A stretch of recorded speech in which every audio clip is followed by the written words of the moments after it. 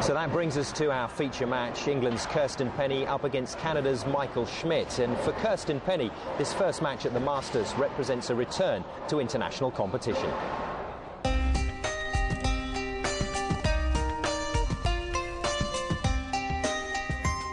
I haven't played as many international events as I had done previous couple of years actually, when I was almost playing full-time tournaments, bowling abroad and at home. Since the World Championships, which were last August, I've spent a lot of time nest building, as somebody said to me today, and concentrated on those aspects of my life. But now obviously I'm trying to get back in, and I've missed it, so I'd like to play a few more events.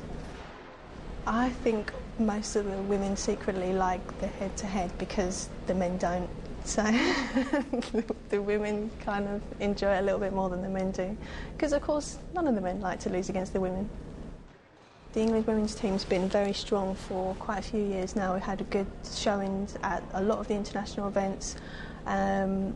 The World Championships 2003 in Malaysia, Zara and I won the doubles together, and of course Zara won 3 gold medals, which was an amazing achievement.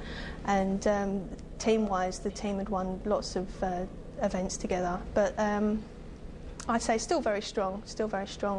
But maybe there's been a little bit of a transition. A lot of the younger players are coming through, so hopefully we're still just building for the future, because it's still a really young team.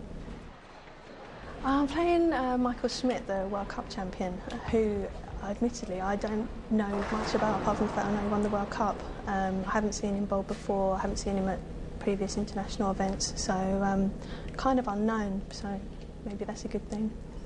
Yeah, I've been practising a little bit, and like I said, I haven't played as many tournaments as I would like to have done, but I still think I can do okay. Kirsten's opponent is the man who back in 2005 put together one of the most complete bowling performances ever to take the World Cup title in Slovenia, marking the arrival of Michael Schmidt on the international scene.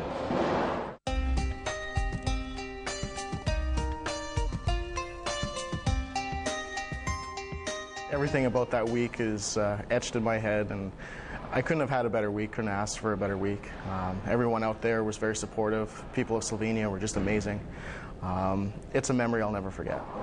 Everything riding on this last ball of the World Cup 2005, and Mike Schmidt's destiny is in his hands. What has he got?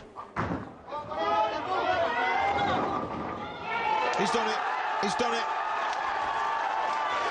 A big strike, can you believe that? Absolutely unbelievable.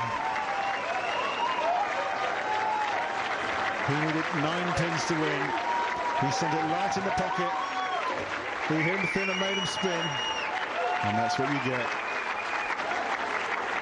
And the tears flow. My goodness me, what a pressure shot.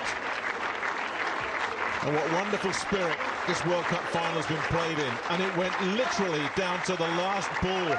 And Mike Schmidt, I don't think it's sinking in yet. He didn't need 10, he needed 9. He's got him right there, and the 10th went for good measure.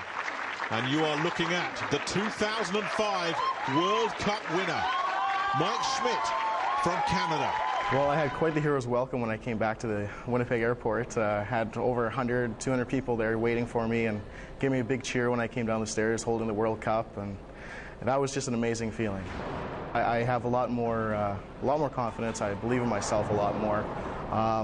More than anything, winning the World Cup has proven to myself that I can actually compete internationally. An invite to the Masters was unexpected, but what did Michael make of the single-lane format? Very, very different, but it's very cool. Once I got email pictures of what the setup looks like, I was really excited to get out here and be able to throw a few shots. I believe I'm playing Kirsten Penny from the UK. I don't know that much about her. All that I know is that she's one of the top players here in England, so it should be a very good match. So it's the World Cup champion Michael Schmidt up against England's Kirsten Penny, the comeback queen. Let's get to the action with your match commentators Cass Edwards and Nick Halling. Kirsten, start the first game. Our match referee, as ever, Bernie White. Probably the most familiar face here at the World 10-pin Masters. And it'll be Kirsten Penny to get this first round match at the 2006 World 10-pin Masters underway. The usual format, usual rules. It's a best of 2 games. Highest aggregate score will advance to the quarterfinals. Loser packs their bags and plans for next year. And how is Kirsten coming into this? Well, takes 9, doesn't quite trip out the 10 though. I can't argue with that for the first ball. Pretty flush in the pocket. Just unfortunately that 10-pin standing.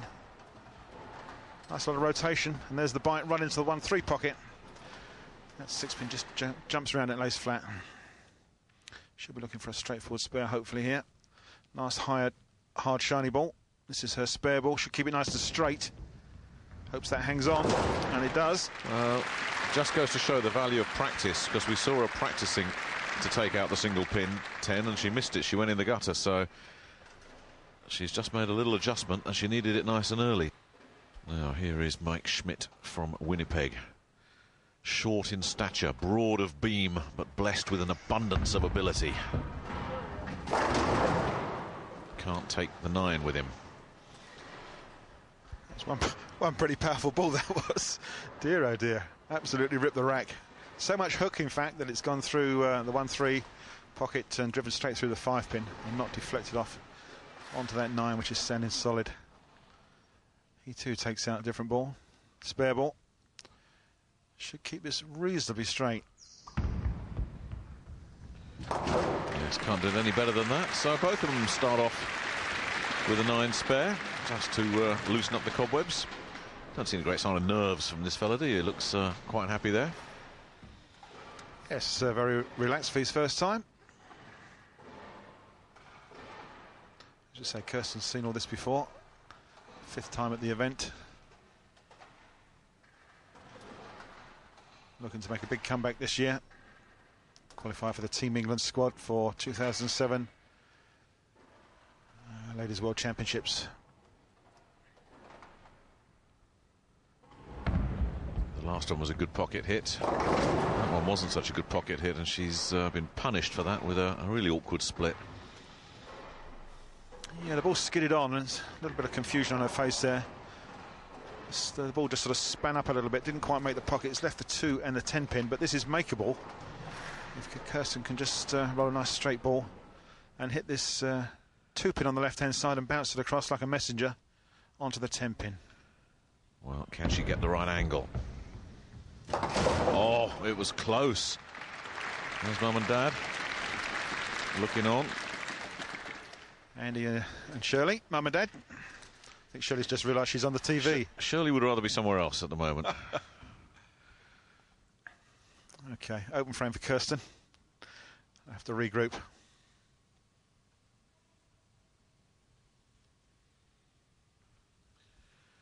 Yeah, check out the backlift on this fella. He's 250 pounds of pure power, and he really works the backlift, but if you're not in the pocket, you're not going to knock all 10 down. Yeah, just a great reaction in the back end. Unfortunately, it wasn't quite in the pocket. Just going through a little mental build-up there of his first shot. Got himself a single pin to spare, but shouldn't be too much trouble for the world champion.